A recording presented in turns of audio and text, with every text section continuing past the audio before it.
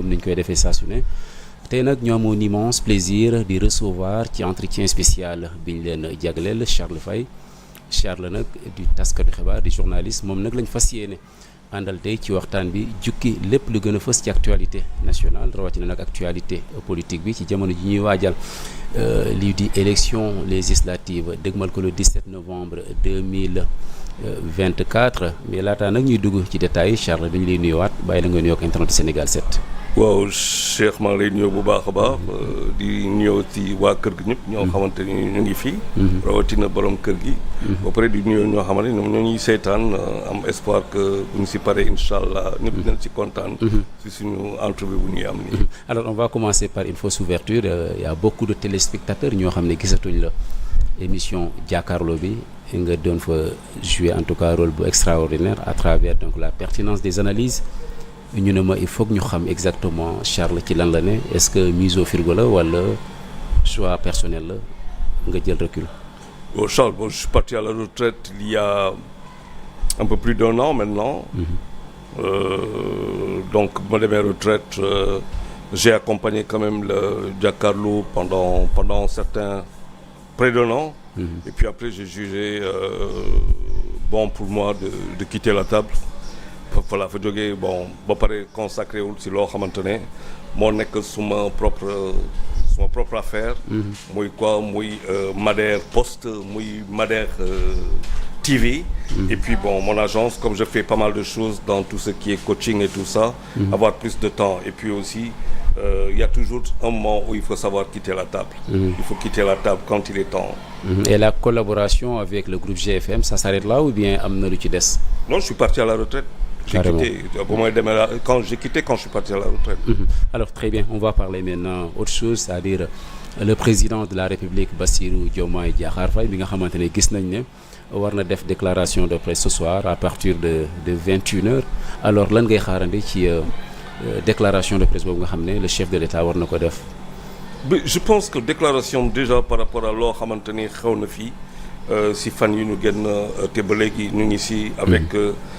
le désarroi la catastrophe qui se trouve fële si nord-est maanaam côté Bakel ak yu demee noonu ñu xam lu fa xew ak ay population quand même plus de 50 000 personnes peut-être entre 50 000 et 70 000 personnes xawma exactement ñoo xamante ne ñoom ñu ngi si ay jafe-jafe avec la perte des cultures irriguées on parle de 90% de perte selon délégué Saïd bi ak lépp lu fa nekk y a quand même un sérieux problème et kooku ça demande quand même une prise en charge et je pense que le président a fait lu mu tudd ba mu survolé foofu gis na te defe naa loolu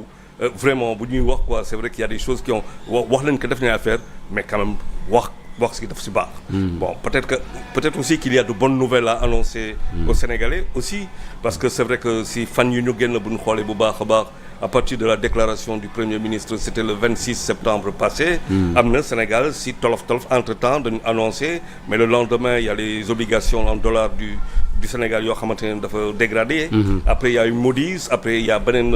agence boo xam ne tam de notation bu dégradé Sénégal. Bon ça nous pose un certain problème tout cela parce que c'est la confiance par rapport à la solvabilité bu Sénégal boo xamante ne nit ñi mën nañ ci am ay xool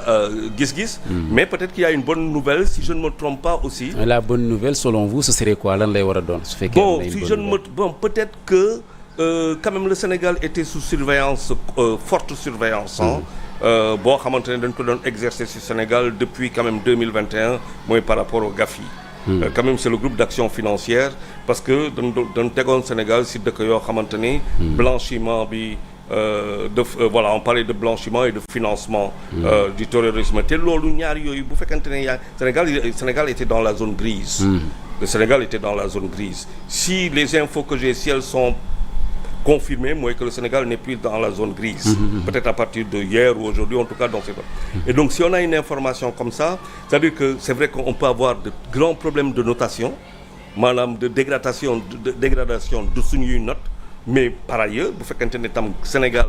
génn na ci zone grise GAFI c'est que day bénéficier de la confiance parce que y a pas mal de pays yoo xamante ne aussi ci biir les relations bilatérales wala multilatérales voire même certaines institutions institutions nga bañ a nekk pays boo xamante ne dañ lay xool avec des yeux de sa dëkk blanchiment sa dëkk financement terrorisme ak sa dëkk mu nekk plateforme de drogue boo xamante ne fa lay kii pour mën a dem bitim réew bu ñu fàtte et ça je pense que ñun ñi ne sont pas appesantis dessus mais bu ñu xoolee si diggante mois d'avril ak mois de juin le nombre maanaam tonne kilo ba mu jegee tonne ba romb tonne drogue bu ñu saisir dur Sénégal da nga koy compter en milliers de milliards et kooku mooy lu ñu jàpp waxuma la lu ñu jàppul xëy na am na lu ñu jàppul mais boo jàppee si ñaari mois yooyu ça veut dire à partir de ça je pense que c'est allé jusqu'en juillet début juillet ba léegi déggootoo coow googa mais c'était quasiment tous les 2 jours nga dégg jàpp nañ fi 150 kilos jàpp nañ fi 300 kilos mais on parle de drogue dure waxuma la leneen drogue dure boo xam ne ñaata lay jaar le gramme alors ce xaalis boobu moo doon dugg Sénégal ça veut dire 2 choses c'est-à-dire que le Sénégal peut-être à un moment et ça fonctionnait beaucoup sur un blanchiment d'argent c'est ce qui pourrait expliquer des booms immobiliers et des choses comme ça parce que suñu économie wan na ko mënul produire loolu la preuve c'est que il a fallu que mu am ay décisions yu ñu jël pour que ñu gis la pa taxaw donc qu'est-ce qui faisait tourner c'était donc si les informations se confirment je pense que c'est une excellente nouvelle et pour les autorités et pour ñun Sénégal parce que bu fekkente ne fii am na dégradation par ailleurs on peut voir le Sénégal avec un regard nouveau et bu fekkente ne aussi ak lu ñuy woote ñoom te loolu aussi c'est vers ça qu'on doit tendre mooy que ñu am benn gouvernance et puis am chiffres yoo xamante ni qui sont bons et avec un bon assainissement des chiffres réels ça veut dire qu'il y a un paradigme nouveau et ça peut être très intéressant je pense qu'il y a des bonnes nouvelles aussi à annoncer pas seulement que revenir sur les mauvaises mais annoncer de bonnes nouvelles. Très bien. Alors on est également à quelques jours de l'ouverture officielle de la campagne pour les élections législatives mu di élections anticipées au début bëri woon na coow ay suspicions surtout du côté de l'opposition est-ce que mën nañ xaarandi également à ce qui se prononce ci élections yooyu noonu. moom tout ce qu'il peut faire le président de la République c'est se prononcer sur la bonne tenue des élections boobu moom daf ko amel Sénégalais yi la transparence la liberté des uns et des autres de pouvoir la régularité du vote sur loolu moom rek la mën a wax ça bu defee leneen lu dul loolu ça veut dire que moom il n'aura pas respecté quand même ce que disent nos textes qui régissent la société donc defe naa buy wax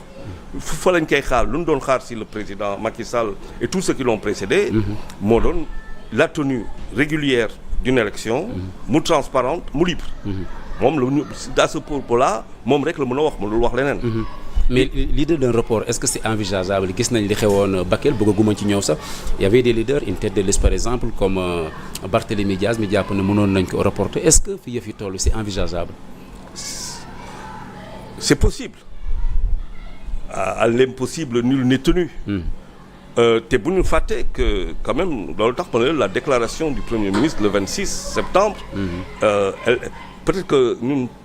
et ça c'est un grand reproche que je nous fais à nous tous quoi maanaam muy société civile muy ñun journaliste ñun ñëpp mais taxawuñu ci loolu mais quand un Premier ministre toog xool Sénégal xool ñu wax ak ñun ne ñu chiffres yi non seulement fu ñu toll nii tey le déficit budgétaire est à 10% la dette s'est approchée de 80% et tout ba pare ci kaw loolu nous on a ay 2000 milliards xamuñu fu ñu jaar mais dañ war a taxaw waxtaan est-ce que dans des conditions aussi difficiles que celle-là gis nañu étudiants yi et le ministre des affaires le ministre de l'enseignement supérieur wax na ko c'est pas que dañu wàññi c'est pas que dafa metti donc mënuñ leen jox lépp dañ leen ko jox nii leen ko jox mais loolu mooy la réalité économique du Sénégal la réalité des trucs donc s'il doit aussi annoncer un report ça veut dire que s'il doit annoncer un report il sera obligé d'aller vers un nouveau gouvernement aussi donc dissoudre ce gouvernement-là non peut-être pas dissoudre ce gouvernement mais un réaménagement gouvernemental donc tout est possible loolu tax ma ne il a peut-être des bonnes nouvelles à annoncer il y a des bon on ne peut pas dafa mel mënuñu continuer di annoncer mauvaises nouvelles parce que aussi il doit donner confiance aux Sénégalais bu fekkente ne bon c'est vrai que les Sénégalais mën na am ñu ne report ak yu demee noonu mais perception yuy Sénégalais di am ci kaw loolu mais dañu toll ci situation boo xamante ne et je pense que c'était l'un des messages forts du Premier ministre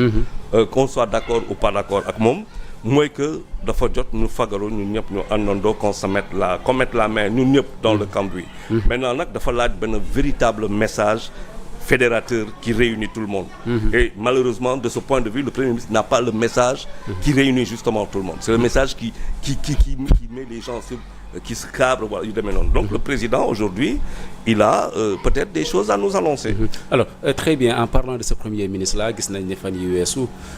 moom le premier ministre tout simplement le président du parti PASTEF Ousmane Sonko woote na ca Dakar Arena woote fa collecte de fonds